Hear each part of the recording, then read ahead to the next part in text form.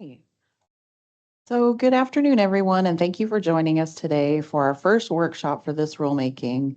I am Amelia Boyd, and I am the program manager for the commission and the organizer for this webinar. This meeting is being recorded and will be made available sometime next week on our YouTube channel. The documents which we discuss here today are available on our website, which is wmc.wa.gov. All attendees are muted. Panelists may unmute themselves and share their webcam. Attendees, if you have a question or would like to make a comment, please use the raise your hand function, and we will get to your questions and comments as quickly as possible. When you comment, please keep in mind to not read us a written comment that is already in the packet. These workshops are meant to be a collaboration and a back and forth conversation about the proposed language. So I will now begin the roll call of panelists and staff. When I call your name, please introduce yourself. Ms. Blake? Good afternoon, Christine Blake, public member of the commission. Dr. Chang? Hi, Poshin Chang. I'm one of the commissioners.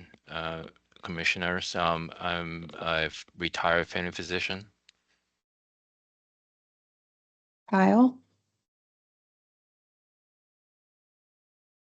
Good afternoon, everybody. I'm Kyle Kiernan. I'm the executive director for the commission. Mr. Lopez?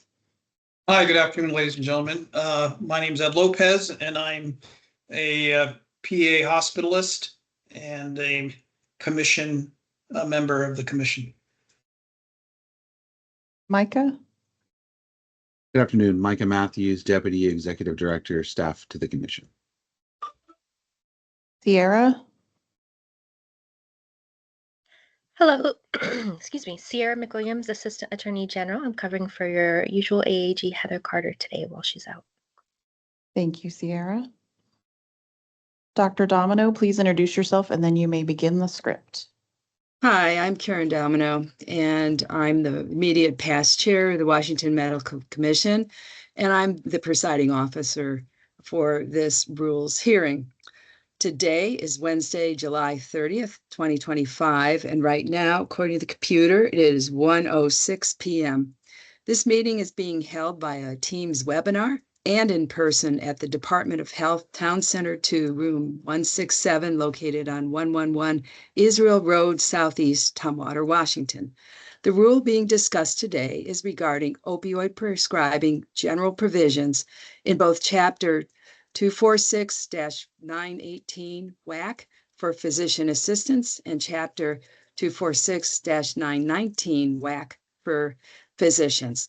The CR 101 or pre-proposal statement of inquiry was filed as WSR number 25-10-039 on April 30th, 2025. Ms. Boyd, please provide an overview to the rules process, present our proposed timeline for rule development, and provide some background on this rulemaking.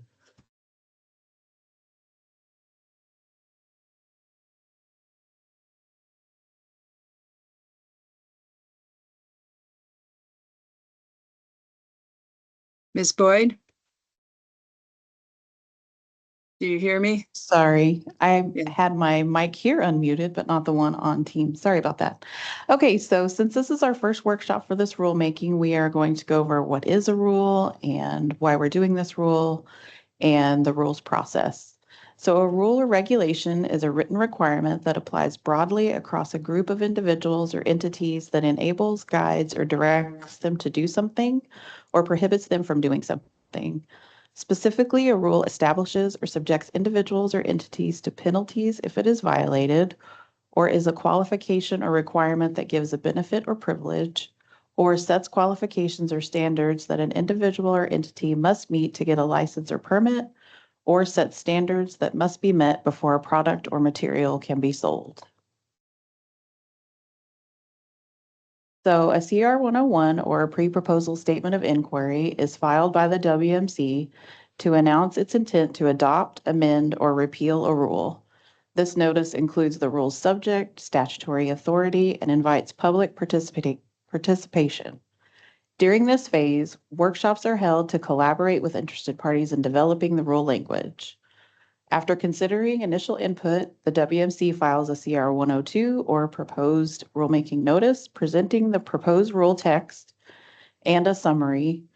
It includes details of a public hearing and a period for written comments. During the CR 102 phase, the public can submit written comments and testify at the hearing. The WMC may revise the proposed rule based on this feedback.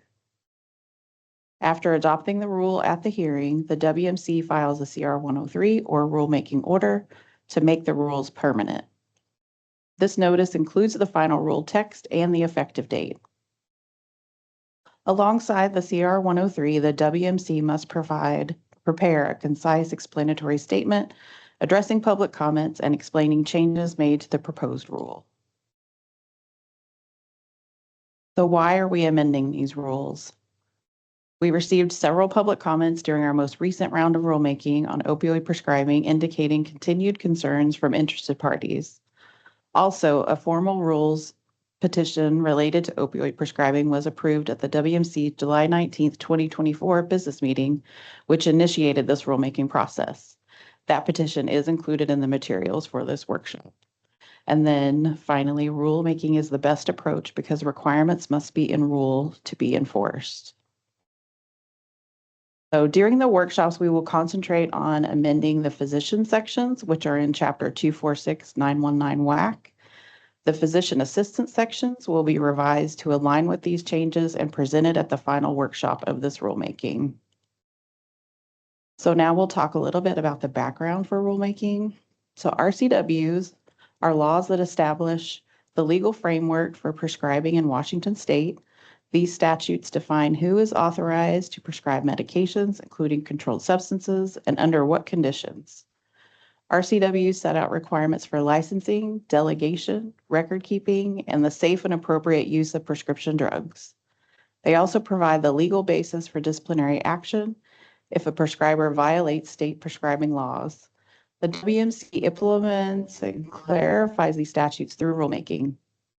Changes to RCW can only be made through the Washington State Legislature. The first step is to contact your representative. The WMC has rulemaking authority under RCW 18.71 and RCW 18.71A to adopt, amend, or repeal rules related to the practice of medicine and surgery for MDs and PAs. This includes setting licensing standards, professional conduct expectations, continuing education requirements, and practice regulations such as prescribing. The DEA regulates the prescribing of opioids by requiring providers to register, enforcing federal laws on controlled substances, and monitoring for misuse or diversion. It classifies opioids as Schedule II drugs and ensures compliance through inspections, investigations, and collaboration with state agencies. While it does not direct medical decision-making, the DEA plays a key role in ensuring opioids are prescribed legally and responsibly. In past rulemakings on opioid prescribing, as well as through complaints and phone calls received by the Commission, we have heard concerns about the following issues: forced tapering versus medically indicated tapering, undertreatment, overtreatment, and clinical or hospital policies. A forced taper is when a patient's medication is reduced or discontinued without their agreement, often due to external pressures such as regulatory concerns, institutional policies, or prescriber discomfort, rather than individualized medical necessity. A medically indicated taper is a clinician-directed reduction of medication based on concerns about patient safety, potential harms such as overdose risk, or lack of benefit. Ideally, this should be a shared decision-making process between the prescriber and the patient. But in cases where a patient disagrees, the prescriber must balance patient autonomy with their duty to do no harm. A medically indicated taper should be gradual, individualized, and include support measures such as monitoring or alternative pain management strategies. Undertreatment is a situation where a patient with legitimate pain does not receive adequate pain relief due to overly restrictive or cautious prescribing. This can happen when prescribers are reluctant to prescribe opioids, even when medically appropriate, due to fear of regulatory scrutiny, stigma, or misunderstanding of guidelines. Undertreatment can lead to unnecessary suffering, reduced quality of life, and in some cases, patients seeking unsafe alternatives.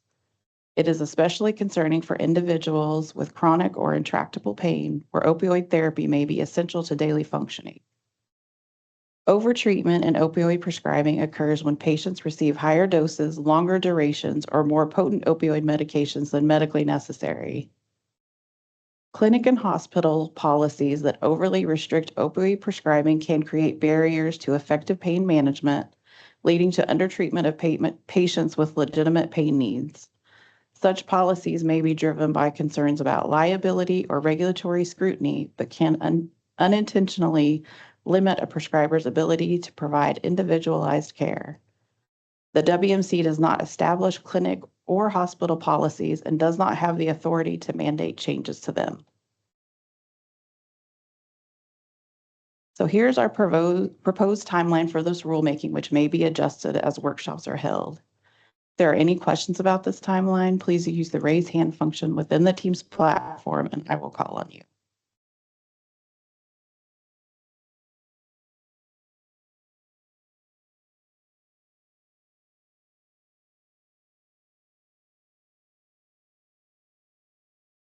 Okay, it doesn't look like there are any questions. All right, we will talk about next steps later. Let me stop sharing. So Dr. Domino, you can continue with the. Oh, okay. Well, thank you, Ms. Boyd. I also want to thank all those people who have written many comments that we've all read of our panelists on the, as well as other people that working for the Medical Commission have read. And so we have heard those comments. The next agenda is that we're going to have now a discussion of the draft language. And we will start with the intent and scope section and proceed through the draft. So as you saw, all those, there are a number of potential other meetings that we're anticipating over the course of many months. And so we want to, we're going to be looking at this very carefully. If you have a comment, a question, or suggested language as we work through the draft, please use the raise hand function with the Teams platform, and we will call on you as soon as possible. Now, I want to just point out that if you've already written something, please do not read it again. That's just totally inappropriate. We're trying to have a dialogue where we already read the materials that have been provided. But you can clarify something if you wish. Also, for patients who are suffering from chronic pain, we don't need to know your conditions that you have. This is being recorded. Your identity is there, and it actually is almost like a HIPAA violation to be able to have that. So please we understand that you can say you have chronic pain, but we don't know about all your surgeries, fibromyalgia, Ehlers-Danlos syndrome, and a countless other conditions that are related to chronic pain.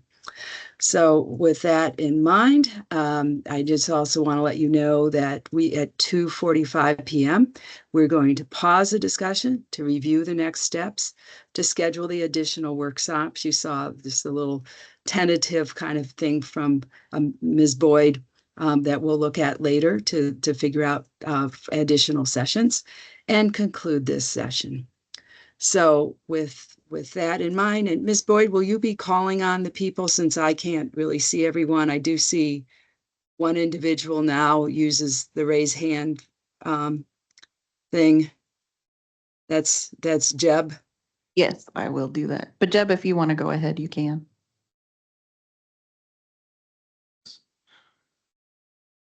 Thank you, Ms. Boyd. Thank you, Dr. Domino. Jeb Shepard with the Washington State Medical Association. Just with the process question, we got the most recent draft on Friday, and so we have some physicians looking at it, and we were hoping to share some broader thoughts and sort of prepared remarks on the rulemaking that aren't really specific to the language. So we're not in a position to really offer edits at this point. If we have sort of broader prepared remarks, is there opportunity to share those during this meeting, Yes. or should we submit them in writing? And I think if you please share them with us. Okay. I mean, it's we expect it's going to be hard to get down to each individual line for language for this meeting, so we'd like to hear them. Great. Would you like to start first? Yeah, I'd be happy to start since I'm off mute. Good afternoon, everyone. Jeb Shepard, Director of Policy at the Washington State Medical Association, representing 13,000 physicians and physician assistants across the state. And thanks for about 2 or 3 minutes of your time as I work through these remarks. And we appreciate the opportunity to participate in this important discussion about patient access to needed healthcare.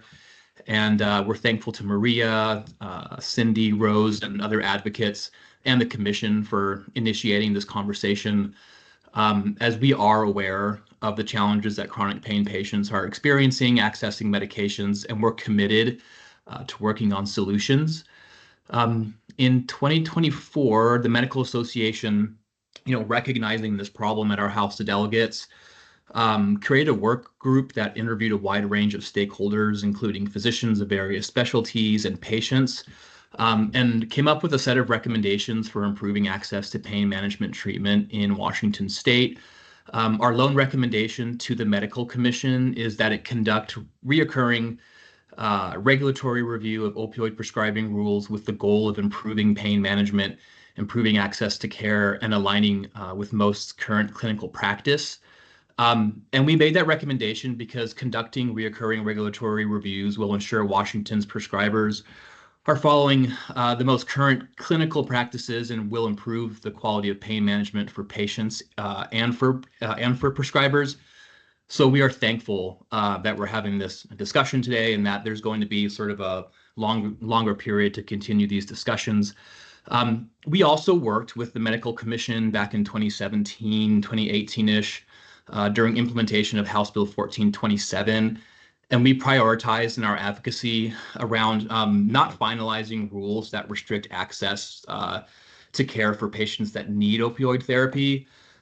During that time, we expressed concern about the impact of overregulation in constricting access for patients. And we've seen that play out, and so we should be working on remediating it.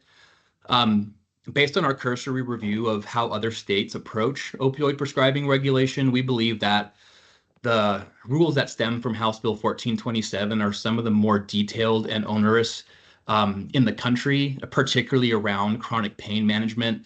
So to my knowledge, there's no other state that requires a mandatory specialist consultation threshold similar to Washington's 120 MED day requirement. And just a quick word search in the document, the term shall is in there 64 times, must is in there 45, should is 33. In the chronic pain section, shall is in there 30 times, must is 20, and should is 19. The challenge is multifactorial. Like, I'm not laying this at the feet of this set of rules that we're talking today, but our position that we'll have throughout this rulemaking is that the complexity of these rules are contributing to the barriers for patients that are accessing pain. We acknowledge concerns about access, but additional restrictions, more shalls and musts, will make things worse, not better. And we're thankful that the commission has already identified some opportunities in the draft to simplify the regulations, and we'd like to see those explored, implemented and others explored. As I noted, we're seeking physician feedback on the draft from Friday. I will be following up with more comprehensive comments, and we'll have some edits to suggest at the next meeting. But one area I did want to call out is that we've shared it with some physicians, and we've gotten some cursory feedback and concerns with the section on tapering. We want to flag references to approach collaboratively and shared decision-making in this context because to our mind, physicians must have the ability to exercise clinical judgment. What's important, speaking to these physicians is and patients, is listening and considering the patient's experience, unique circumstances, and beliefs in decision making. Something in there that raises the problem of unilateral tapering while maintaining clinical judgment, and physicians being the ultimate decision maker under their license. I'll note that there's some other language already existing in the rules along the lines of individualized patient assessment, evaluating patients on a case-by-case basis, treatment decisions needing to reflect clinical need, mobility, self-care, occupational or educational functioning, and social engagement. So those are the types of things that we support, but the physician should be the ultimate decision maker when practicing under their license. Finally, we find the prescription drug monitoring program kind of confusing, so would love to hear some thoughts on those proposed changes. And we'd like to see strong assurances around physicians not being sanctioned when they're doing their very best to treat clinically complicated patients. So I'll be quiet now. Thanks for the opportunity to participate in this conversation. We share your goal of improving access to pain management, and looking forward to working with you over the next year. Thank you. Thanks so much for your comments. And Amelia, I see one other hand. Katarina, if you want to go ahead. Hi, yeah, thank you for the opportunity to comment. My name is Katarina Lamarche. I'm a policy director with the Washington State Hospital Association. Sort of like Deb said, we are waiting for more feedback from our members. So we just recently got the draft, but we wanted to underscore the importance of having rules that are concise, that aren't overly burdensome, and that are consistent with other professions, particularly the ARMPs. So we'll be following up with more specific comments, but again, appreciate the opportunity to participate. Thank you. Are there any other comments? Let's see. There are no other hands raised. Anyone want to, we'll give someone a minute just to get their hand raised. Sometimes it's hard to find the raise the hand button if you're not looking. If not, just wait a minute. Yes. Hold on, I have someone in the room that would like to speak. Hold on just a second. Okay.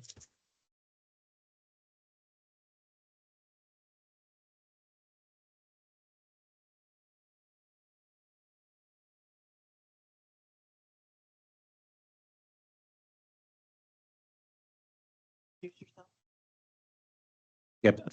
Thank you. I'm Dr. Steven Stanis. I'm the medical director for Swedish Pain Services. Our group also has just started reviewing the draft document, and we really appreciate the commission, reviewing the rules. We really think this is obviously important and timely. I just wanted to just comment on 2 or 3 things. Our group, as we reviewed the previous rules, and not the actual draft, we wanted to highlight a couple of areas where we thought there should be significant consideration for change. In section 885 on treatment plan for acute non-operative pain, and some of these are also under subacute pain and in other areas, but the similar theme around 3-day supply limits, as well as 7 and 14-day supply limits.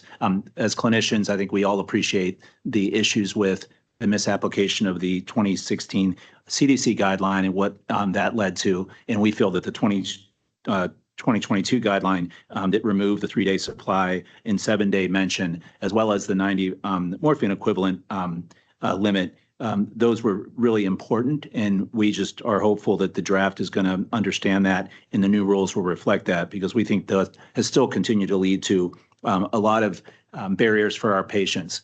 We continue to see patients that are on stable doses of medications, even for acute pain, that are being denied or just given 3-day and 6-day or 7-day supplies of medicines, requiring frequent trips to pharmacies. And there's also related issues around pharmacy supply that's making it really challenging for patients. And so we really feel that the 3-day supply, the 7-day limits, and those kind of mentions really need to be removed, and really focusing on individualized patient care is key. The second point is we are beginning to just question, is the 120 morphine equivalent needed for a chronic pain referral?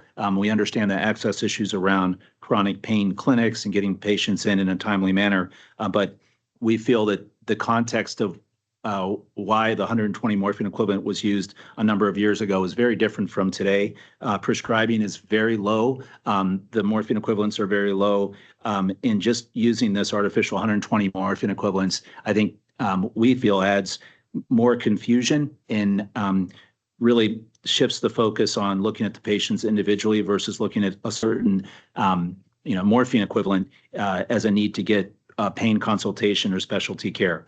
The third thing that I'll mention is we really feel that there's been a significant advancement in the use of buprenorphine, the science around buprenorphine, not just for opioid use disorder, but for chronic pain. And we feel like that obviously needs to be included, especially with regards to tapering, but also with buprenorphine with regards to patients that are in the hospital that are stable on medication, but then need to be treated for acute pain. Just a better understanding of that is key. So those are the quick three things that we wanted to mention as a group. And we're also collaborating with our colleagues at the University of Washington and some other private physicians in Seattle. But we want to thank the commission. We feel like this is important work, and we're looking forward to the work over the next year. So thank you. Thanks for your comments and suggestions. Ms. Boyd, I think I see another hand raised.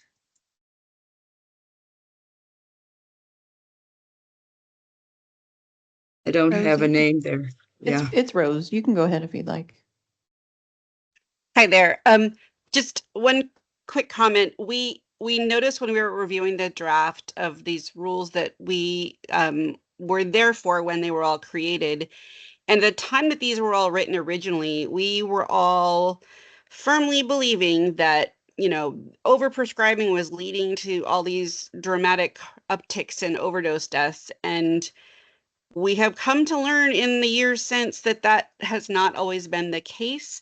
And while the rate of prescribed opioids dispensed in the state is down 60% from its peak year of 2008, we don't have any idea what has happened to the patients that had formerly been prescribed and now are not. We don't know if they're better, if they're worse, if they're no longer with us.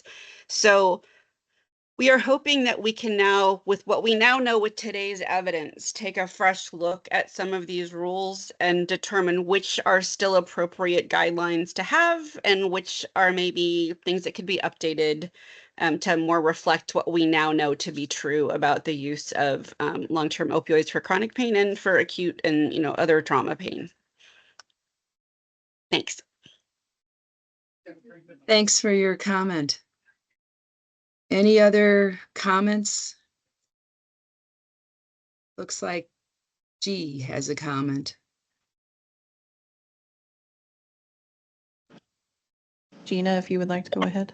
Okay, yes. Along the lines, I know you're trying to, a lot of the draft suggests individualized treatment, but I notice under the perioperative on page 22, it says a 3-day supply or less is often sufficient, and also a physician shall not prescribe beyond 14 days.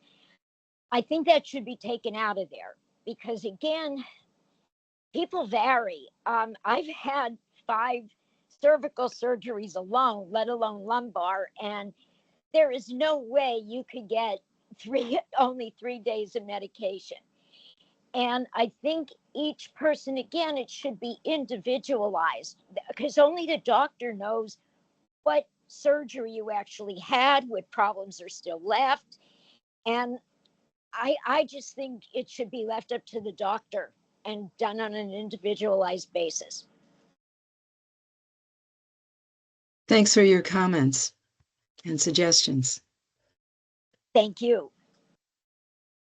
I see there's another hand raised. James. See that, Amelia? Yes. You can go ahead, James.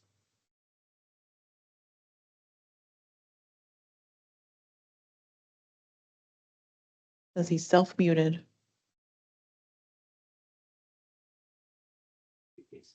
James, if you could unmute yourself. I think you might mean Hannah. Oh, Hannah. Weber, I don't know. James is first, but he's not James able to is unmute first. himself. Yeah. Oh, okay. Well, we could move on while James is finding the microphone button is up on the top. I would put it like 1 o'clock in your screen, right top line near the end event and leave button. So the next person. Is Susan. Okay. Good afternoon. And first, I would just like to thank you for the work that you're doing. I've looked through the rules. I cannot find where this issue is addressed, and I think it's something that needs to be addressed. I recently had the experience where I went through a surgery. I'm a chronic pain patient, have been on the same level for 7 years. And when this surgery took place, the doctor, instead of writing the correct pain medication 2 days out, said, well, just up your current pain medication to every 4 hours instead of every 6 hours. Now, the problem with that is that you all know that when we go to refill at our normal time, things are not going to be right. So I think there needs to be addressing that surgeons or people that are treating pain from surgery, not chronic pain, instead of just taking that and saying, just use your medication in a different way and we'll rewrite your prescription, is not adequate. It has to be done correctly so that the documentation is correct, so it doesn't look like we're asking for additional help when we're really not. We're following what we were prescribed. It was just done in a roundabout way, if that makes sense. Yeah, thanks. Thanks so much for your comments. Thank you. Yeah, I think Amelia's You guys hear me giving. now? Yes, we can. Yeah. Okay. Thank you for this. My name's James Hanna. I'm a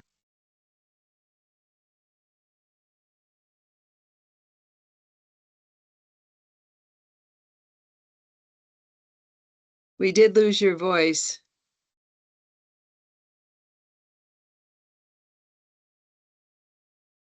James, we lost your voice, so we can't hear you.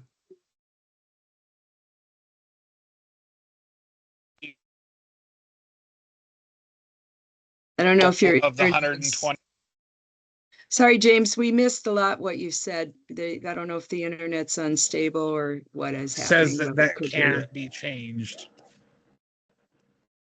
That I don't know how we make it so that, you know, what do you do in that situation where pain management doesn't want to do anything, but you've got your primary care that's willing to help? How do we, you know, how does the patient get treated without the doctor getting more scrutinized by either the clinic or the government because they're doing something that the state says that, well, pain management should be involved. But if pain management doesn't want to be involved, then what do we do?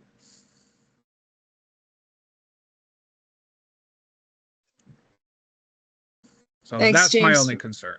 Yeah, we heard part of your comment, but not the whole one, but it sounded like the issue is the requirement for pain management specialists to be involved as opposed to the primary care. Is that correct?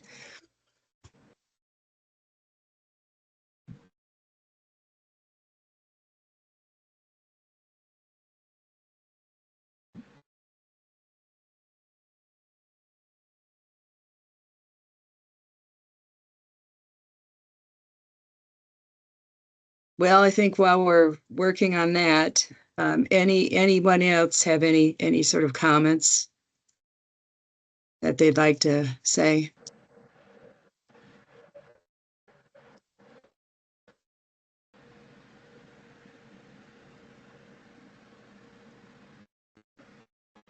Seeing none, I guess we can go ahead and have Ms. Boyd continue here.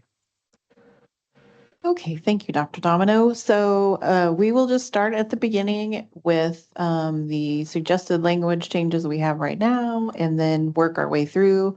It is very unlikely that we will get to the end of this draft language today. There will be several more workshops scheduled at the end of this workshop. So in this first edit, we're just fixing our name, which we changed a long time ago. I don't know how this got missed, but we'll just fix that. And then I'm sorry for the scrolling.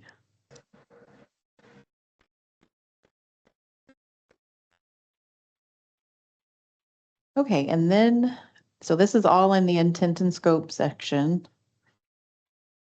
And so here is an addition. Let me try and get it.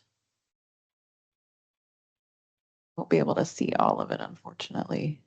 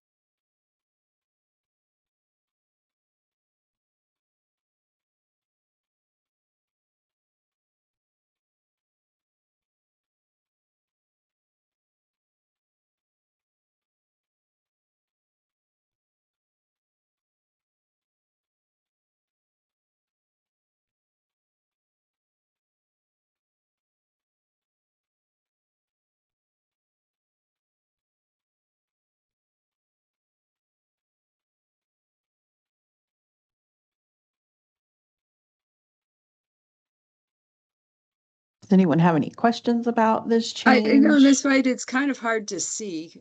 We have, Yeah. Because we can't even find, at least the way my screen is set up.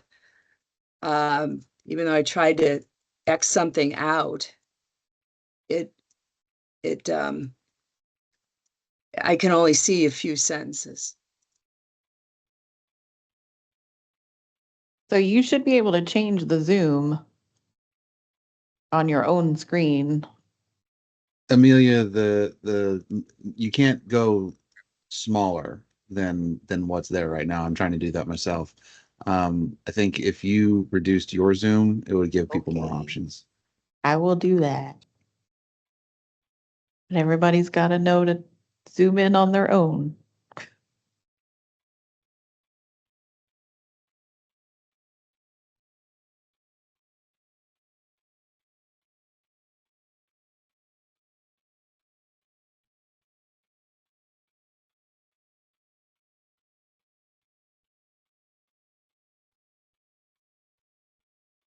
Well, since a lot of people may not be able to do it, particularly in the group, I can you just read?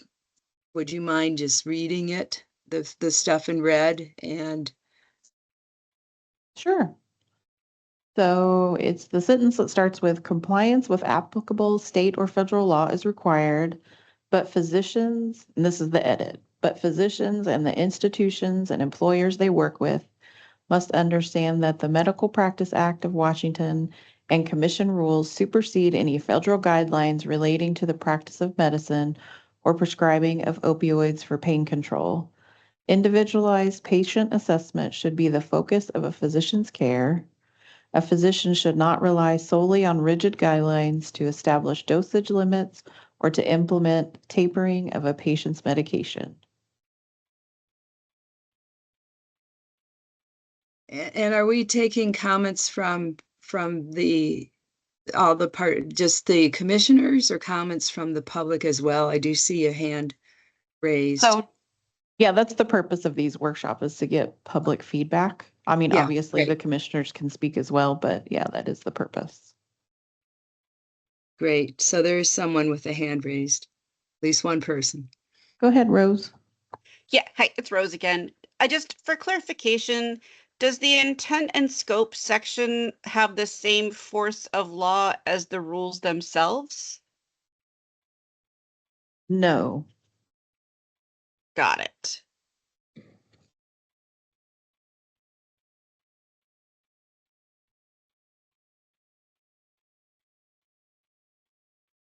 There's Go a ahead. comment. Yeah. Go ahead, Jeb. Thank you, Jeb Shepard here. I don't know the answer to this. I'm not an attorney. We'll think about this a little bit. If there's a better word to use than supersede. It says that the Washington Commission rules supersede any federal guidelines relating to the practice of medicine or prescribing opioids, and would be interested in sort of the AG's thought around if that's true or not. And again, we'll noodle on some alternative language.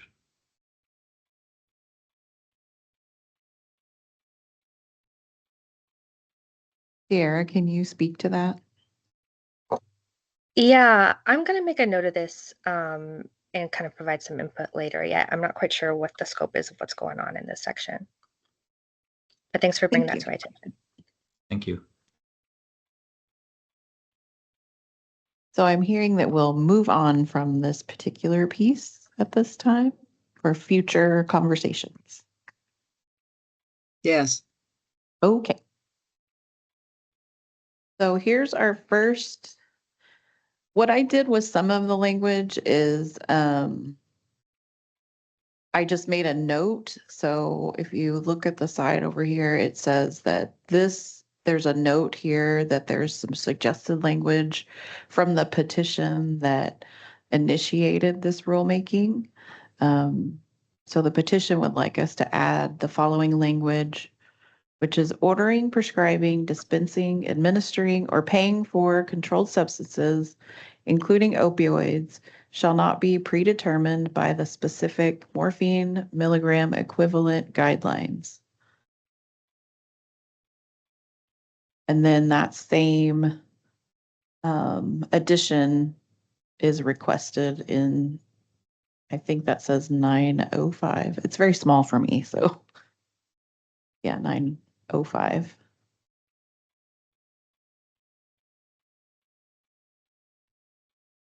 So you can discuss whether you want to add this language, if you want to add a different draft of this language to the intent and scope section.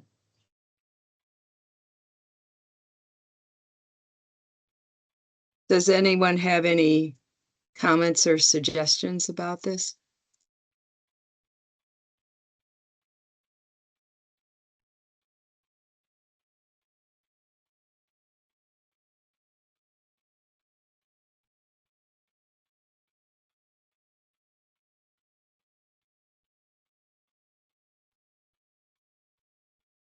Sorry. Rose. Yeah. So it occurs to me this section basically says a physician must not refuse to initiate. I mean, does that language exist or is this proposed language?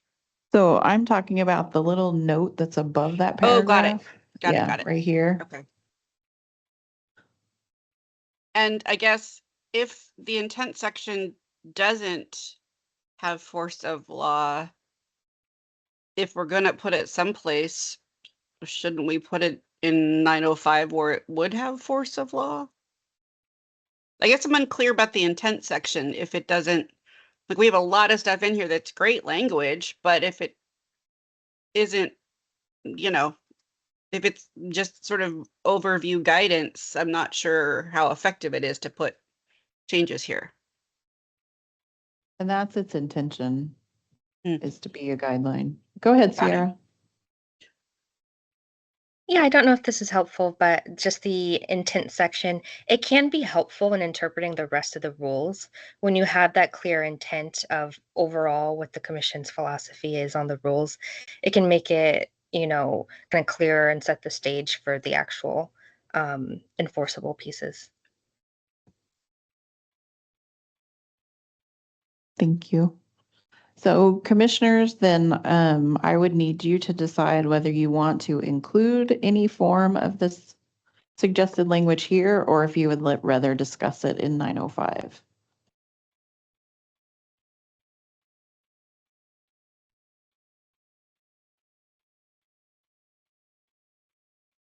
Go ahead, Dr. Chang.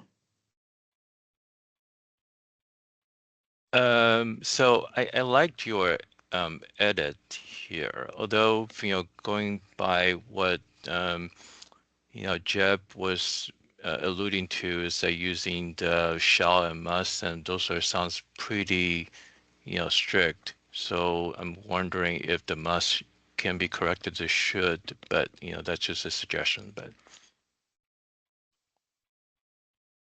I think you're focusing on this language here, but we're talking about this language that's in this note.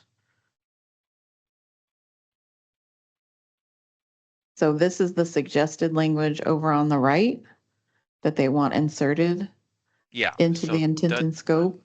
that's a part I'm looking at, the suggested language there. So I think what you're saying is we shouldn't make this a shall. Well, you're making the addendum on the bottom, which you also use must not be predetermined, which also is pretty strong language there. So Right, we just haven't gotten to this section down here in pink. okay, I'm just focusing on this because this is a different piece right here. So I'm just focusing on this note about the petition language. I see. So the decision here is whether you want to include this language at this point in the intent and scope, or if you would rather discuss it when we get to section 905.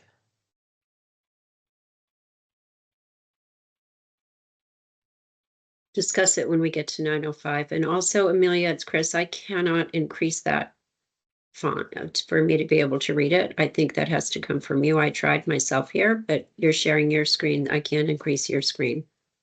Yeah, that's why I didn't want to make it smaller, Right. but Thank I you. can't, Yeah. I can barely read it. Right. So, Yeah. So you're the driver very of small the for way me. yeah. Yeah, and what happens is it looks like almost a third of the screen is taken up by the top of your computer. You see take control chat, 34 people, all of that. So anyway, there's your picture on it too.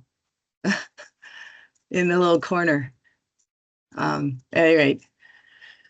Well, and you can also, I mean, I realize that most of you only have one screen, but the draft language is available on our website, so you can follow along there if you would rather. But yeah, I mean, the thing about this is that we've heard a lot of comments about kind of reorganizing things and taking out sections, and then the musts and the shalls and the this and that. So it's hard when you're just looking at language to be able, when there's a bigger picture to look at. But anyway, that's just my thought about it, that it. I was able to enlarge it, where in the left lower corner where Amelia Boyd, if you just kind of hover that, it would be a plus minus button to enlarge it. So. I mean, I enlarged mine, but I also have a monitor that I can look at it, not just the laptop. So. Yeah, I think for folks that are just looking on this screen that is being shared, Amelia's the driver of how big the font is to see. I mean, you can make it bigger, but it's still, you don't see a whole page. You see a part of a page when you do that. So.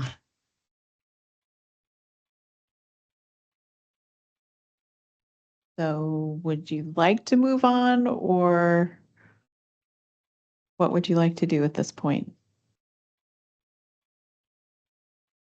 Talking to commissioners or to? Yes. Yeah. I think if we're going to discuss in the section 905, we can move on. Agreed. Okay. And then this is this next section here that starts with a physician must not refuse. So this is distilled language from our already existing interpretive statement. We can obviously make edits to this. This is just a first try at trying to get our interpretive statement in the intent and scope section.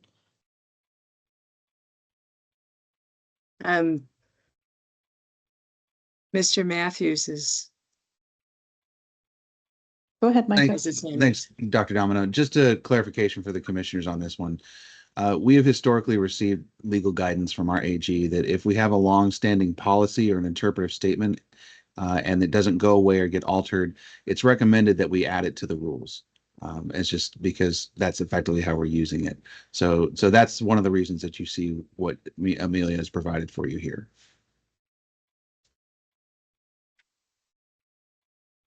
Yeah, and I thought the language for that was good, myself.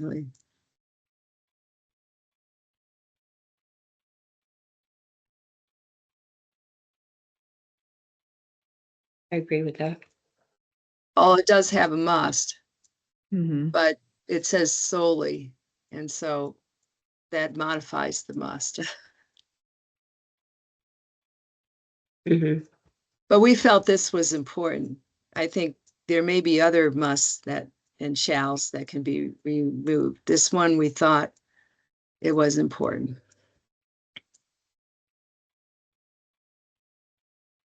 So do you I'd want like to read? Oh, sorry, Ed, go ahead. Yeah, I just wanted to echo that I think this statement is extremely important. I think it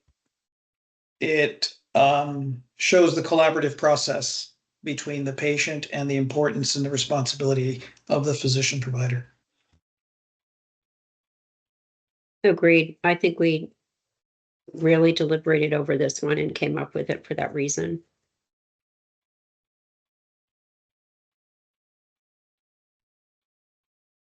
All right, so commissioners, do you agree to leave this language here as is? Yes. Yes. Yes. Thank you.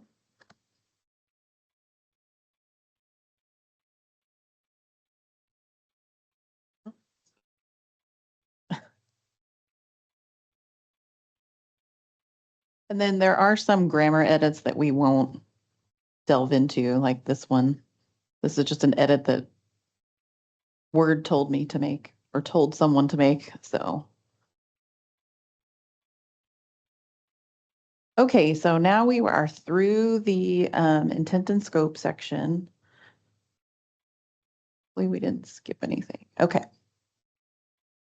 So here is where this is a pretty big discussion here. So part of the petition was that we add some suggested language in the exclusions. And the language they're suggesting is add exemption for rare diseases, patients who have rare diseases as defined by the National Organization for Rare Disorders and or indicated by the rare disease databases of the National Institutes of Health are exempt from the guidelines and or policies. And then they provided a link to the National Organization for Rare Disorders. So we've had some discussions about trying to accomplish this, but it would be very difficult to exclude all patients with rare diseases. So this piece here is probably going to be most of our discussion today because it is a big ask. So I just would like commissioners for sure to weigh in on how they feel about adding that. And then we will probably need some legal input on how we could do that if you decide you want to do that. So this is probably the biggest piece of this petition.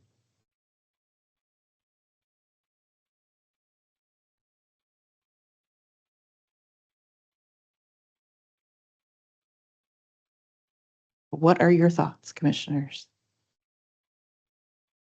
Well, we did want to expand and not make it so restrictive. There are a lot of causes of chronic pain that's significant.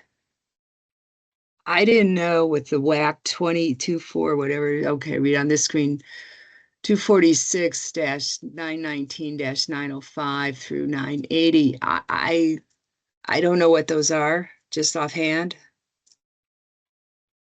Do the other commissioners know what those are? I mean, do we need to look at those? I mean, I can certainly scroll down. So I think 980 is the last chronic pain. It may be the PMP, which is the last pain opioid prescribing section, 905. Let me go look that one up real quick and I can tell you. Dr. Domino, I can speak to this. And so basically this is just saying chronic non-cancer pain is exempted except for what is described as and remaining in the chronic pain section of the rules. So you'll see as we get to that, there's certain things that have been suggested to be added, certain things that have been suggested to be eliminated. And so it's simply stating outside of that, of those specific items that are referenced, chronic pain could be exempted. So that's really where it's coming from on that one. Okay, thanks. I guess maybe we need to see what was So exempted. Yeah. this is a separate number 4 is a separate suggested addition. What we are really talking about right now is whether we want to exclude patients with rare diseases. So that's part of the petition. So 4 is a separate suggestion. It is not part of what we're talking about right now. I see. But I was going to say that it was combined in the sense that if you have a broad category, you don't need to have to exempt a broad category who can be, who need pain control. That it's not, you don't have to do anything special with the rare diseases. Because I mean, there are a lot of people who have chronic pain who don't have a rare disease.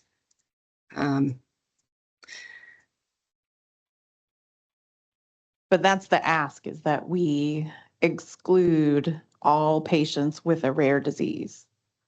That's the ask in the petition. So whether you decide you want to do it or not, we have to discuss it, decide whether you want to do that specifically to exclude rare diseases.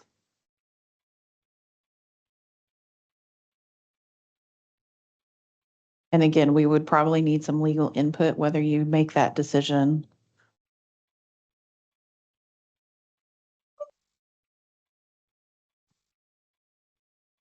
There are ahead, more Kyle. answers. Yeah.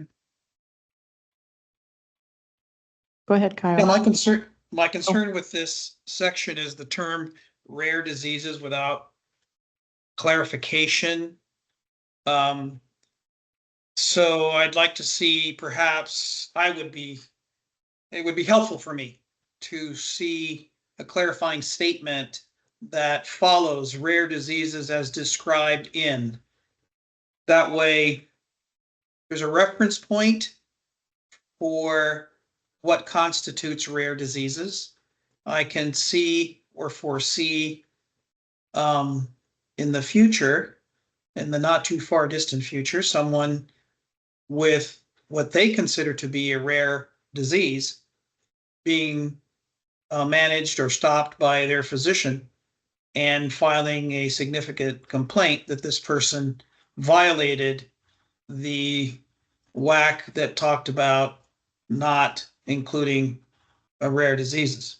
So I'd like to feel a little bit more about where do we get the definition of rare diseases and then go into such as, or as an example of, not to, or including, but not definitive or something, so that I think this is a very, very sensitive topic, and it is potentially replete with considerable risks about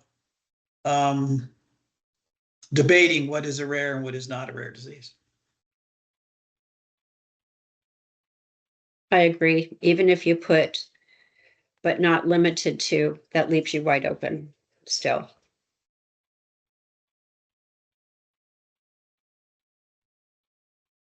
Go ahead, Micah.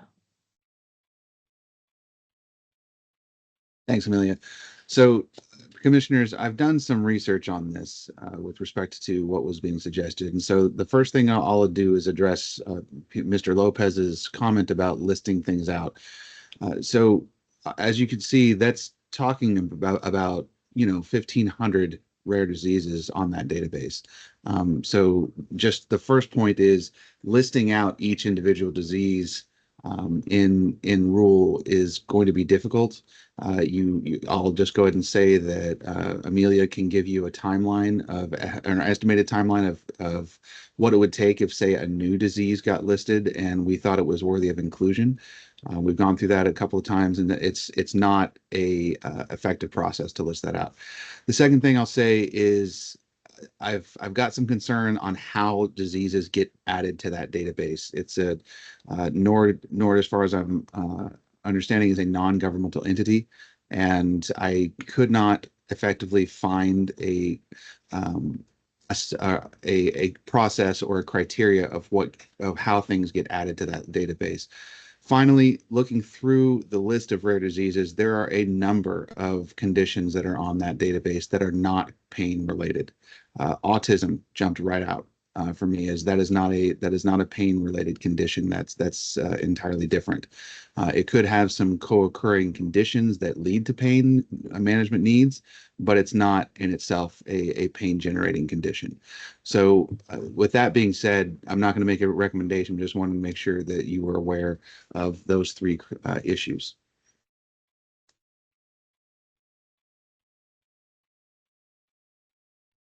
Go ahead, Kyle. I'm going to echo part of what Micah just said. The purpose behind having a body like the Medical Commission is to allow clinicians to use their clinical expertise to evaluate potential regulation like this. And so if none of the clinical members on the call feel comfortable reviewing that list or reviewing the methodology for how things get put on that list, I would recommend that we take some time and do so. We do have staff available that could potentially assist. Dr. Fino could certainly assist. If there are other outside parties that can better explain to the commission members how diseases get added or taken off or are under consideration, I think that would be helpful. And just as a general note, in pharmacy, the Pharmacy Commission has to do this pretty ritually. If you're going to include something like this, you need to include a date certain attached to it. So you can't simply say, you can't delegate your rulemaking authority to say anything on this list, anything that gets added, because that assumes that things can get added to that list. We may not even be aware that they've been added to that list. And so you would have to say something in the rule language like, again, if we're using the rare disease definition offered by the National Organization for Rare Disorders, you would have to say, as of January 17th, 2017, or something like that. And so it's going to require kind of in administrative law, we call it constant gardening. We would have to kind of maintain that. I do think that it's worthy of your consideration, but I don't think simply doing it without further looking into that particular database or that particular service or that definition. I know that Micah is well acquainted with a rare disease specialist out on the East Coast. She might be able to point us in a direction to make sure that this organization's list is kind of sound and maintained in a sound manner. But at a minimum, you have to add a date to it. So there's a fixed date by which people can refer to the list to see if a particular disease is listed or not. Thank you. Then I would just like to add to Micah's point about diseases being on that list that are not pain related. The more likely scenario, if you decide to include rare diseases, is that you as a commission would have to have a list that you could keep outside of rule, but you would have to maintain that list and approve every disease to be added to that list, which that list would probably live out on our website, much like the accreditation companies that you guys approve to be part of our list. It would probably work in that way. And so you would review the disease at a business meeting and approve or deny it to be added to that list. And then there would be a due process piece of that. If it was denied, that someone could, ask us to, they could appeal that decision. And then, so that's probably how it would work if you decide to go that way. I don't think you would be able to just say, I mean, to Kyle's point, yes, if you did decide to just go with the list that's already available through NORD, you would have to say as of this date. But because of the piece where there's diseases on the list that are not pain related, I believe that you would have to more than likely have your own list that you approve at commission meetings and maintain frequently.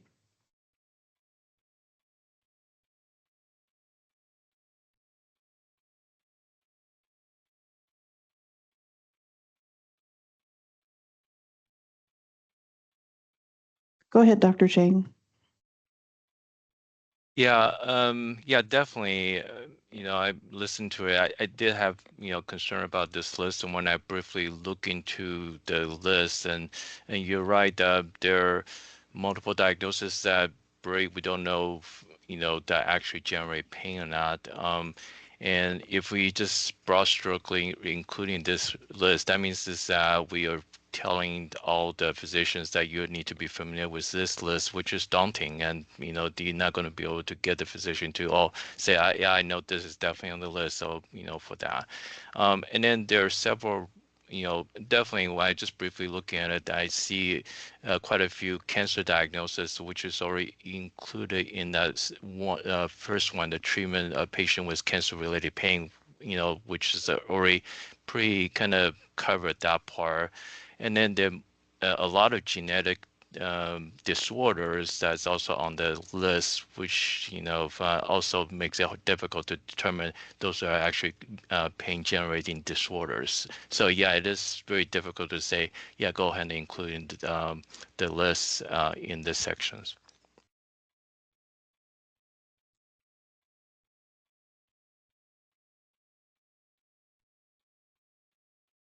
Go ahead, Cindy.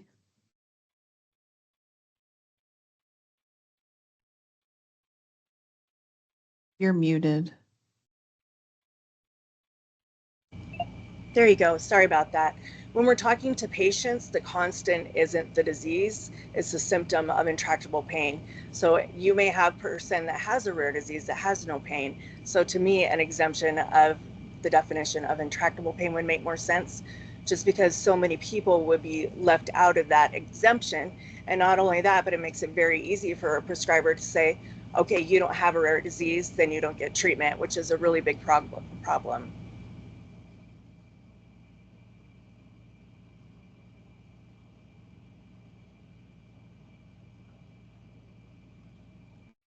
DL Go has ahead, a Tamara. comment. Yeah, go ahead, Tamara. Hi, thank you all for letting us add this bit to this. I actually wanted to say basically the same thing Cindy just said, that maybe it would be better served by adding intractable, painful, progressive, other terminology, and maybe making it, exempting pain that is caused by intractable, rare, progressive diseases. And then that adds a very large scope, but also ensures that it hits your painful, the ones that are known pain generating diseases. I don't know if that helps any, but maybe. I do know that was Maria's intent to begin with when she filed the petition. She's sick today and she texted me a few minutes ago. She said, I really wish I would have included the word progressive or intractable so that it was a little more clear. So I do know that was the original intent behind her petition.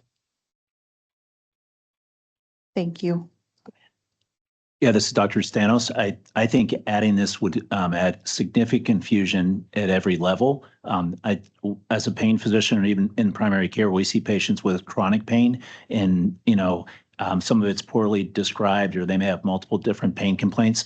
But to exempt someone that has a rare disease, we would, if they have a rare disease and they have chronic pain, we would treat them like a chronic pain condition within those rules. So I only see this causing more confusion, not throwing any disrespect for the patients that are suffering with these rare diseases. I have some of those patients with a rare disease, and I treat them as a chronic pain patient, and hopefully, individually on what they need. So this may just add more confusion. And then also the idea of using intractable and throwing out patients with intractable pain, then physicians are just going to say everyone's got intractable pain and really not provide evidence-based care. So I think that would be dangerous.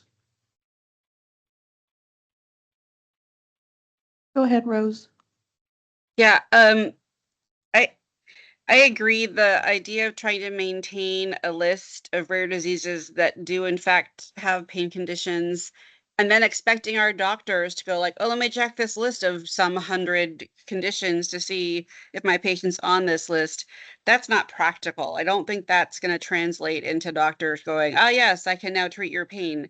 And more importantly, if we are able to craft these rules such that physicians understand and feel authorized to appropriately treat pain, acute, subacute, or chronic, then we shouldn't need the distinction of it's because of a rare disease, or it's because you have cancer in remission, or it's because you had a horrible trauma. They should be treating pain appropriately, obviously. So I'm hoping we can simplify this set of rules rather than add more layers of complexity that can just confuse people, hopefully.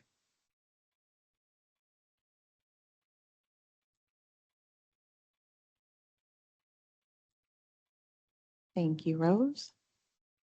Does anybody else have a comment?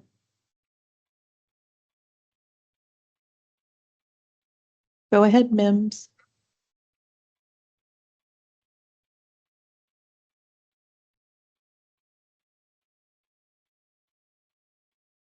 You are muted if you're trying to speak.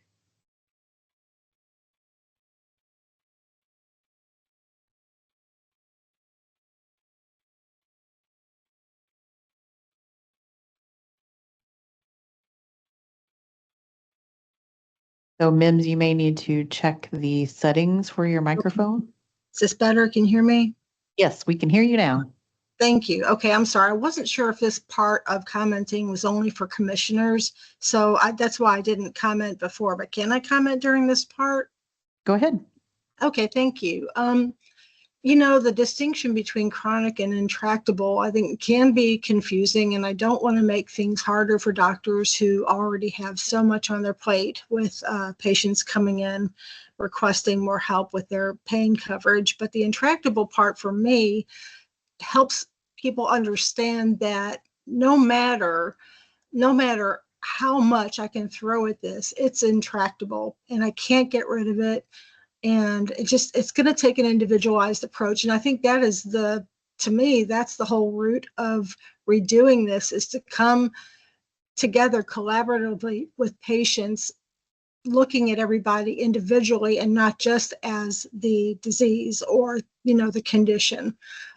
With intractable pain, I mean, I can't tell you how many medications and procedures and surgical operations I've had and things that I've had done to my body in the last 9 years, but it just isn't going away. Every day I wake up and it's there. To me, that's what intractable is. It's not just chronic, like as in long term. It means that especially I am resistant to receiving relief from most every medication that I've tried. That's what it means to me. And it just it helps doctors understand that everybody with ABCD condition doesn't just fall into this one MME requirement, which is what I hear every single time I've met with a doctor over the last 9 years. So we can't do this, and I'm not going to do that.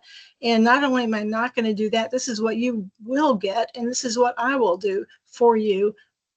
People laughing at me. I mean, so I think we need to get past that, so where doctors can talk to patients where they're at and make more of a collaborative team instead of this is what I will do and won't do for you. And that includes pharmacists. That's all. Thank you. Are there any other comments?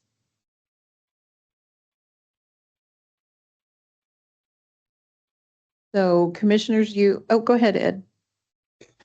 Yeah, if I may, I I'm thankful for all the comments thus far from the community at large, of course. I would like to say, however, that one of the things that has been a stress among physicians and prescribers of all stripes regarding the question of acute and/or chronic pain, or intractable pain for that matter, has been the tremendous amount of micromanagement, real or perceived, by physicians and prescribers who, in the current political climate that we face today regarding hospital medicine, clinical medicine, and the management of pain, because of our opioid crisis that we have faced in this country for so long, that now there seems to be this backlash among towards physicians, towards prescribers who have been panicking over the fact that when they write a prescription of an opioid or a narcotic for pain management, whether acute or chronic, whether the emergency room, the clinic, or the hospital, that there seems to be this overarching scrutiny by, if it's not the corporation they work for, it's the pharmacy department. If it's not the pharmacy department, it's the medical director. If it's not the medical director, it's the Washington Medical Commission. If it's not the medical commission, it's something else. So my point being that while physicians and prescribers are committed to the management of pain, acute, subacute, chronic, ongoing pain, committed to relieving the pain of all citizens, it is extremely difficult for many physicians to say, I'm willing to do what it takes to help my patients, but it can be at my own personal risk. And if it's not at my own personal risk, it's certainly at the risk of being harassed and or abused. Again, I'm just quoting what people are telling me. I'm telling you what physicians, providers of all stripes, having been in this business over 4 decades, what I'm hearing today among many physicians. And one of the reasons perhaps why many physicians have been reluctant to prescribe isn't because they don't want to help. It's because they feel micromanaged. And I think that's the area we need to understand more about, so that when we start writing policy, we can understand both sides of this equation.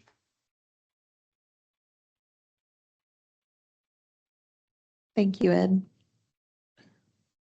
So commissioners, though, you just have to make a decision on whether you want to have a discussion at a later meeting about the possibility of updating the exclusions to include something related to this request, or if you want to deny this part of the petition.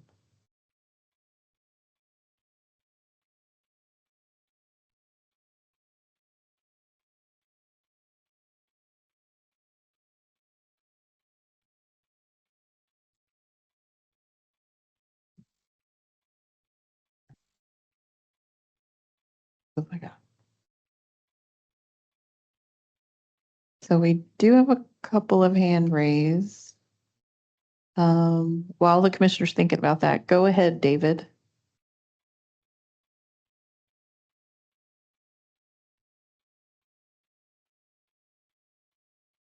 If you are speaking, we cannot hear you. Looks like you may need to change your microphone settings.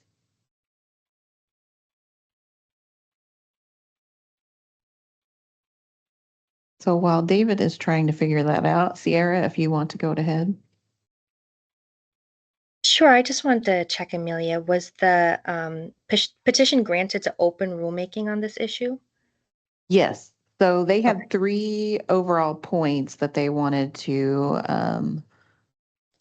add into rule, and this is just like one of them. So yeah, the commissioners did approve the petition for rulemaking, and that's why we have opened the rulemaking again.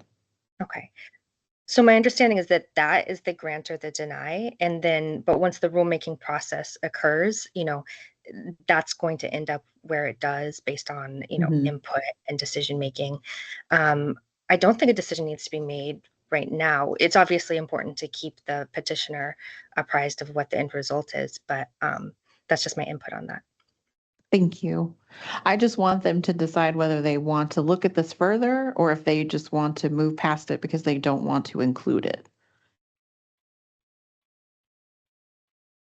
Well, I'll just say for myself, I guess I'd rather move past it. I guess I feel like I need a little more input about it. I don't like the idea of itemizing diseases that are rare diseases. I agree not having that language there.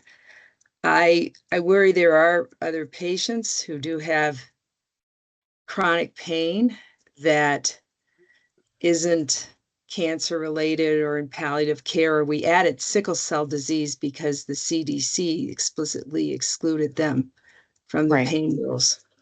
They didn't exclude other patients who have rare diseases, chronic neuropathic pain, and other syndromes. So I think I don't want to necessarily close it, but I like to hear more input and think about a little bit more. But my overall gut feeling is to deny it, but I'm open.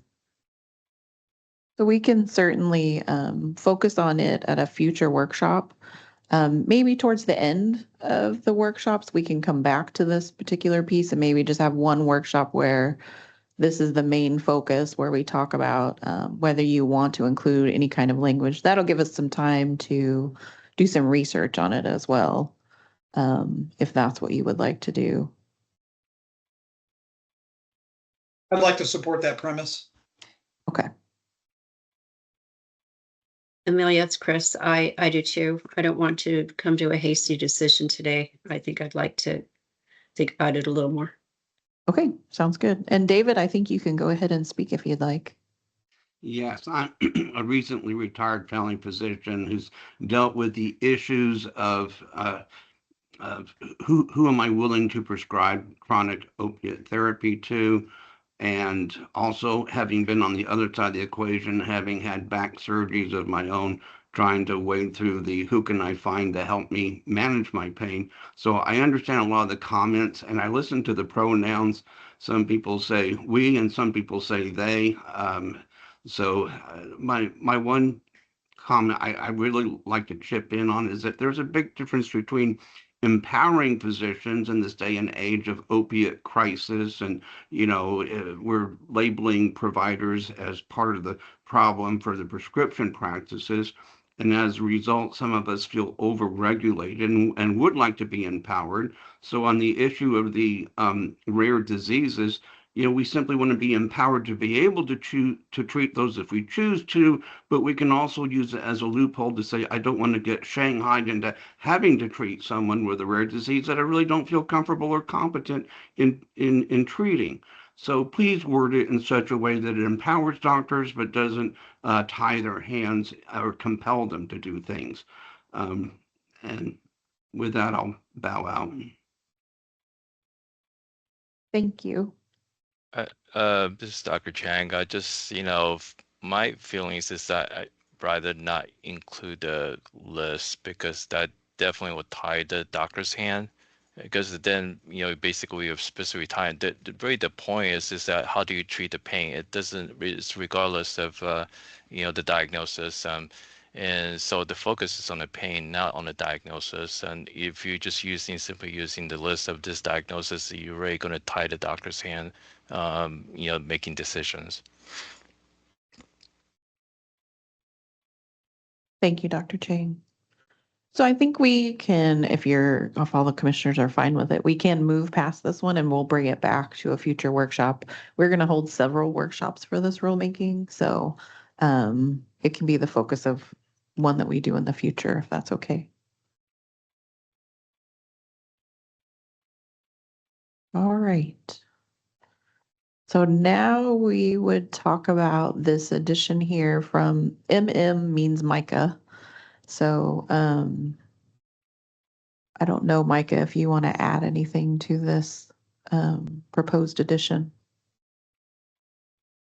So this is a Sorry, my camera's off. This is an addition that has been just called from multiple conversations that I've had with the chronic pain community, with different groups, individuals, as well as organized groups, where there was a question of, could we just exempt generally the concept of chronic non-cancer pain? You will see an additional edit, I believe, down further that clarifies that cancer pain, even if you are in remission, should be exempted as well, due to the nature of cancer pain being sometimes chronic and ongoing. And we've heard either through complaints or some anecdotes that that folks will have physicians go, okay, well, you're in remission, so technically the rules apply to you now. And so that was a point of clarification. I'm not especially tied to this because I realize that it raises some complications with respect to how you read the rules. It's like, oh, you're exempted except for these things. And so I recognize that that's a difficult thing, but I at least wanted to honor some of the comments and discussions that have been ongoing since the last time we touched these rules, and at least give the commissioners some chance to consider the concept.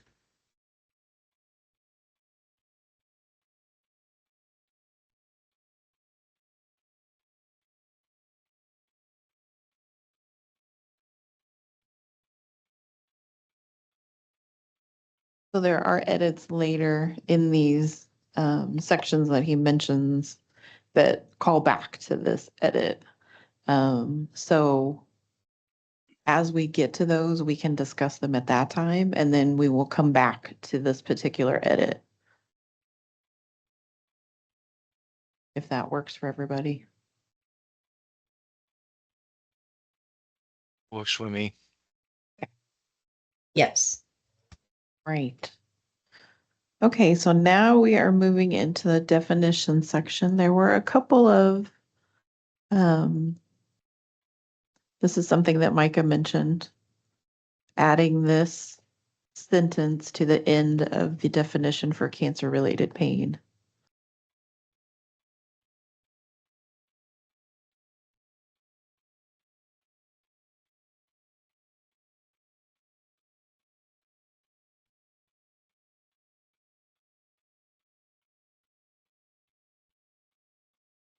Go ahead, Rose. 100% approve this change. Can't say enough good things about this. When I was looking at other state prescribing rules, there's a few that literally say only active malignant cancer pain can be treated, and exclude entirely the fact that, like, you know what, the aggressive treatment of oncology can leave some damage in the body that may be temporary, may be permanent. So yeah, 100% adding this, strongly in favor. Thank you. Tamara, if you'd like to go ahead. I fully agree. And I am that patient after 3 cancers that have all required surgeries, a total of 13 in a very, short 12-year window, really. I'm technically cancer free now, but I am so far from pain free because of the scars and the other issues and everything. So I cannot say thank you enough to everyone who is acknowledging this, because I am that patient that was told, oh, you should be all better now. And I can't treat you because of that. And this is a very major part to us. Thank you so much. Thank you. Commissioners, do you have any comments about this particular edition? Do you like I like it? this suggestion. Yeah, Okay. this is Dr. Chang. I certainly I appreciate having this one adding to that, because we know that cancer-related pain after treatment, it could be as a result from chemotherapy or radiation therapy. You end up with neuropathic pain, which can prolong even the pain, the cancer is in remission. So this clarifies that part, rather than say, yeah, you just finished chemotherapy, you should be pain free. So, so certainly I support this one.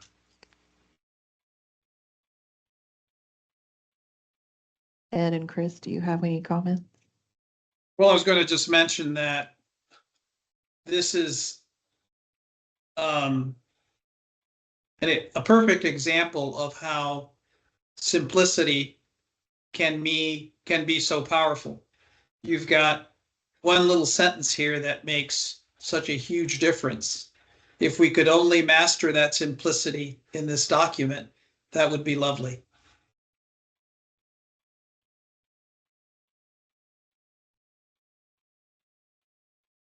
Amelia, I don't have anything else to add, but what's already been added and mentioned. I agree. Okay, so thank you. So it sounds like you guys like this one, so we can mark it approved and then move on. Thank you, everyone, for your feedback. Oh, hold on. Which definition? This one, chronic pain? All right, go ahead. This is Steven Stanis again. This is more the next comment, and we've got feedback from our physicians about the importance of adding another definition, high impact chronic pain. High impact chronic pain was mentioned in the CDC 2022 guideline. It's part of the health interview survey from the government, and it's part of the epidemiologic studies that are done now to better try to define a difference of kind of the more ubiquitous chronic pain versus high impact chronic pain. High impact chronic pain is pain described as limiting life work on most days of the week in the last 6 months.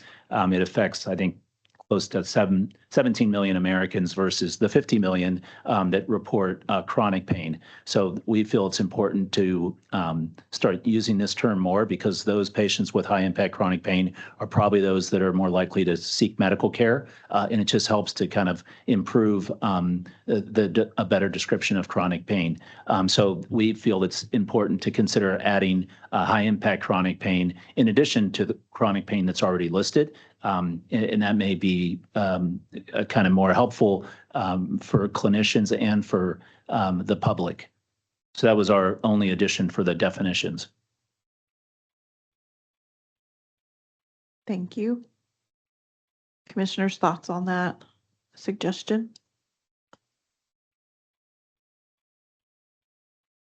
Seems reasonable.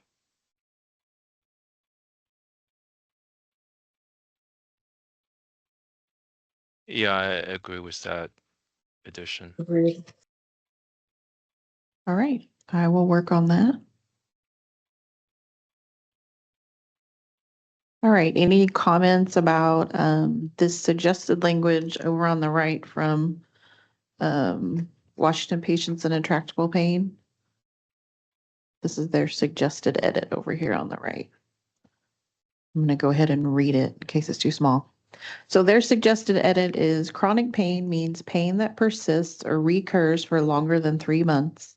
Such pain often becomes the sole or predominant clinical problem in some patients. As such, it may warrant specific diagnostic evaluation, therapy, and rehabilitation. And then they provide a source for that.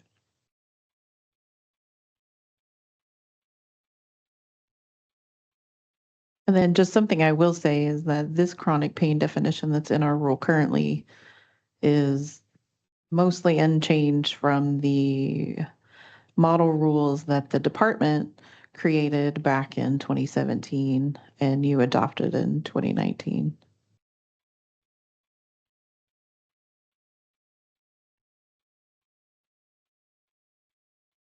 Go ahead, Mims.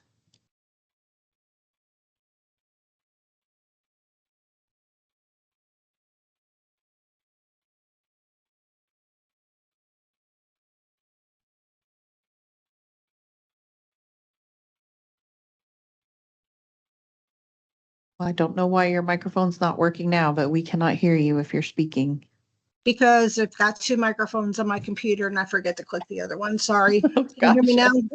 Yes, go ahead. Nothing can be easy, right?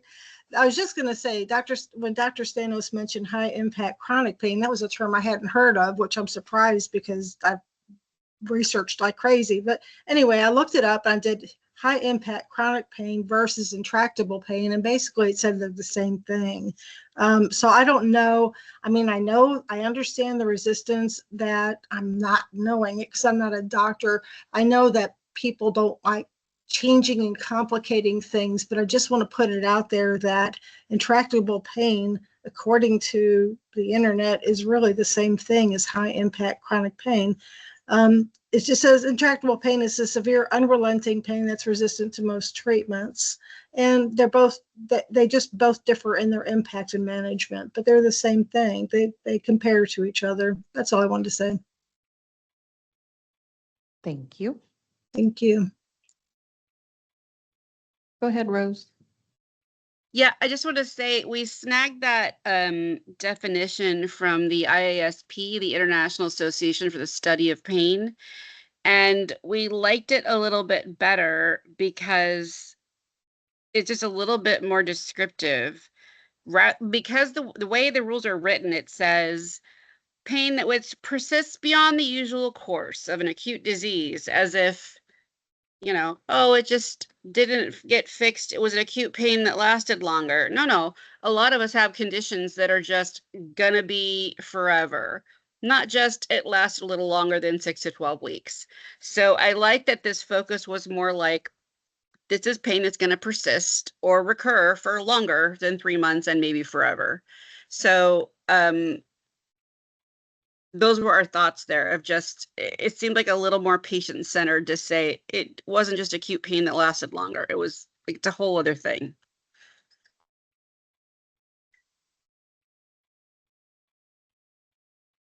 Thank you, Rose. Commissioners, do you have any comments?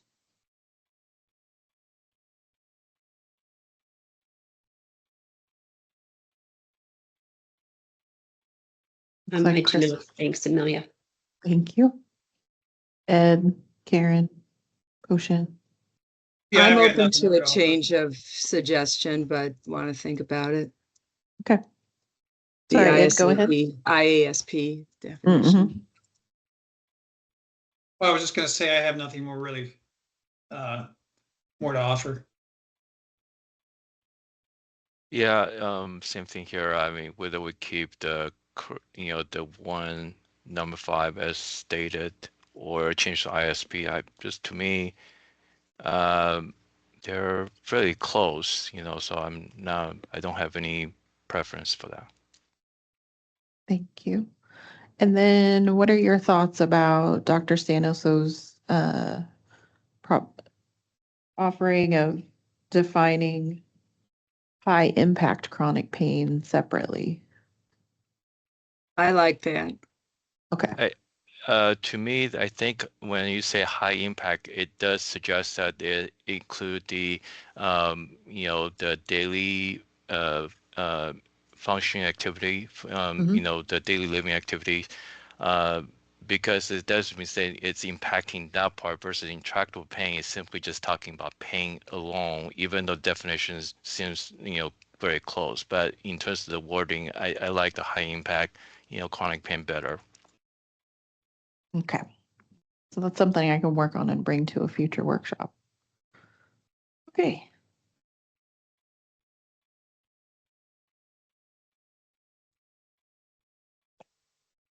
Okay, and then here is another suggestion from WashPip about high dose. And their suggestion is to change it to 120 milligram morphine equivalent dose.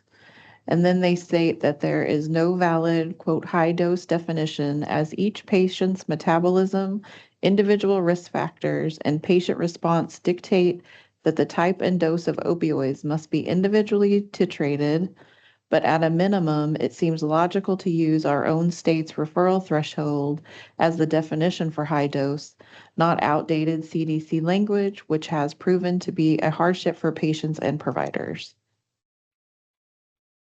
Thoughts from commissioners on changing it from 90 to 120?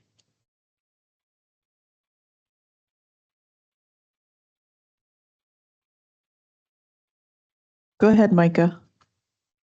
This is more of a question, I think, for Sierra.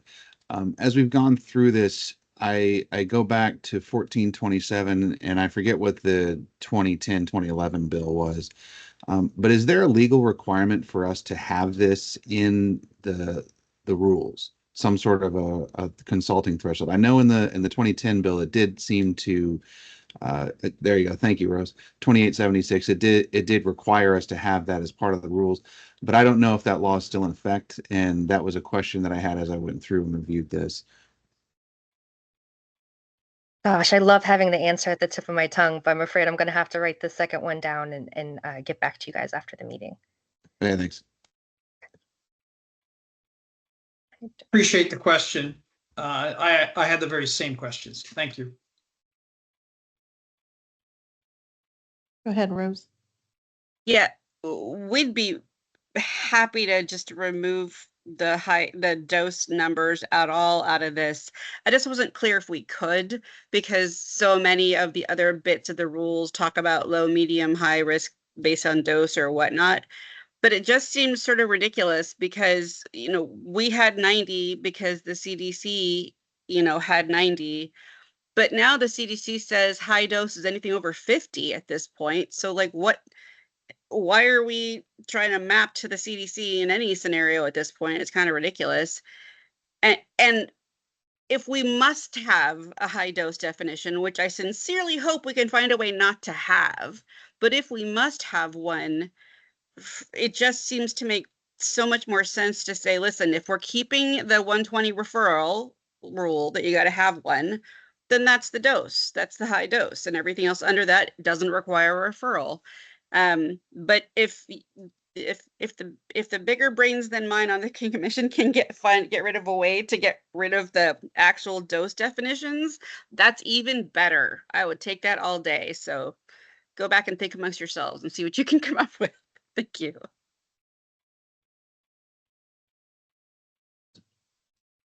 Okay, hold on just a second. Yeah, this is Steven Stanis again. I think it's like super important to remember that all of the problems we had with the 2016 guideline with the 50 and the 90 morphine equivalent speed bump, even though it clearly stated in there that if you're going to prescribe over that amount, it needs to be carefully justified. And that still led to patients, being force tapered and everything else. So it seems like we feel it's important to really look at the context of this. In 2017, there was a different idea about high doses and what the impact is.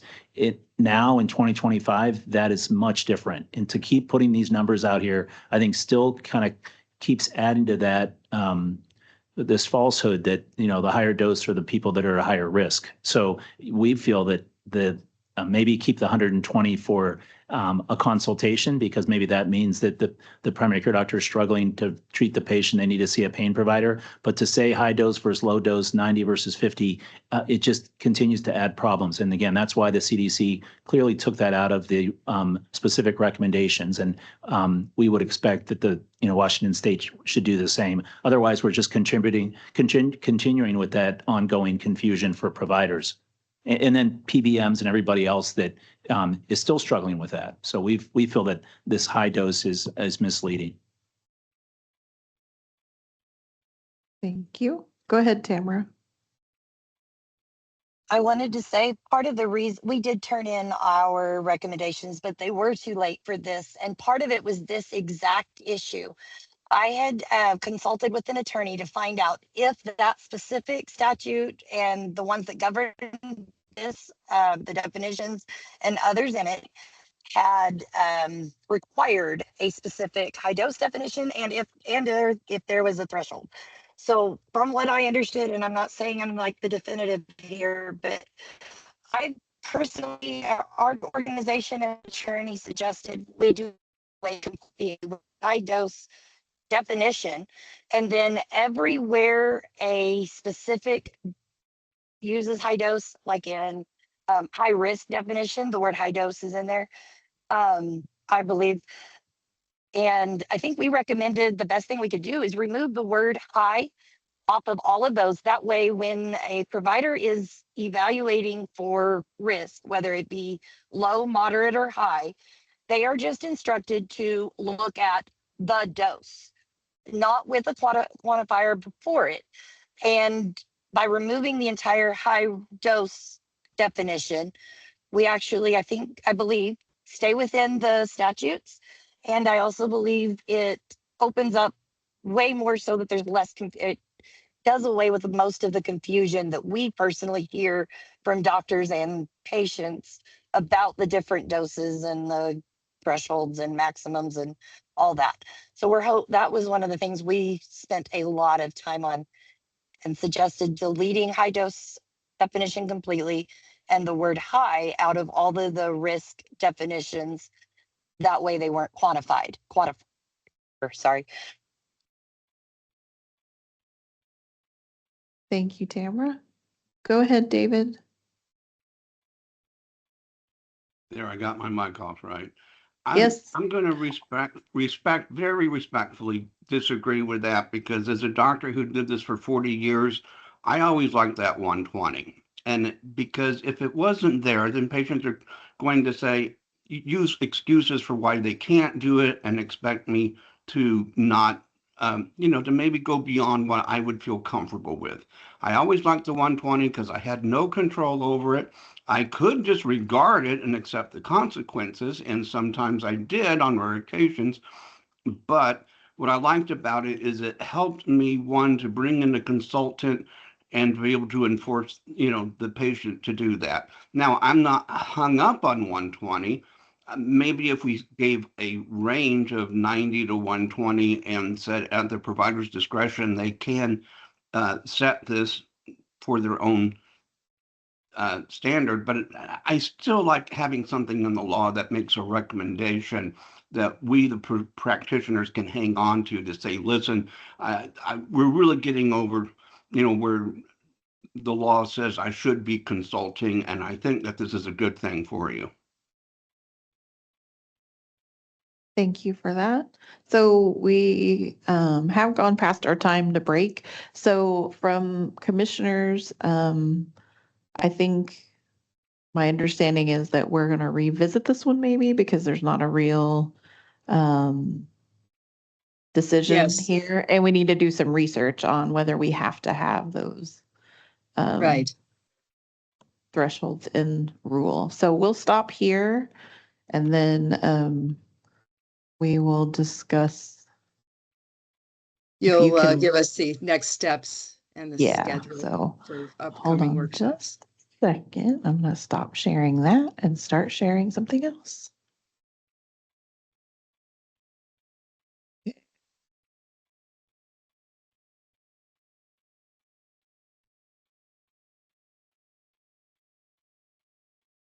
Great. Resume. Okay. Excuse me. So the next steps for this rulemaking are additional workshops. And at this time, I would ask the panelists that are here today to let me know if you're available for all of these dates. And we will go ahead and get these scheduled and put on the calendar and announced. So Dr. Domino, why don't you let me know first? Oh, well, I was going to say, I wanted to look at my calendar. Okay. Yeah, if that's possible. I don't have it right here. Can we get back to you about that? Yep, absolutely. I will send out an email. But if anybody else can let me know if they are or are not available for these dates, I would be open to hearing that. This is Dr. Chang. At this time, I would say, yeah, I'm available. I mean, that's one benefit of being retired, but, so many things can change. But right now, I could say, yeah, I'm available for those dates. Perfect. Amelia, same with me. As of right now, I think those all look pretty good. I can put them on my calendar unless something comes up that changes that. Sure. Ms. Boyd, I think I can say August 25th, I'm okay. The rest of the dates, I really can't comment. I don't know anything beyond next week. Okay, I understand. So I'll send out an email with these dates and I'll just ask that you get back to me by Monday. If you could check your calendars, and Ed, you may not be able to give me a definitive answer, but we just need at least 3 commissioners to have a workshop.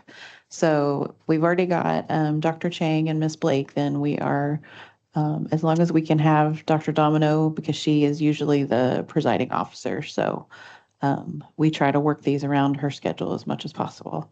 But as soon as we have these dates set, then I will send out an announcement through our GovDelivery listserv, and then They'll be posted to the website as well.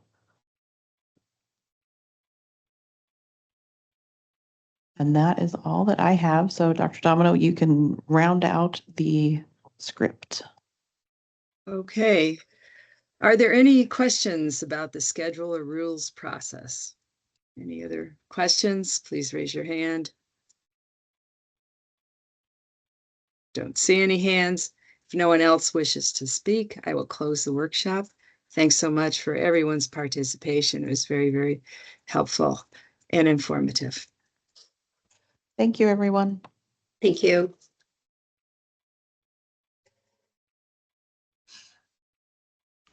Thanks.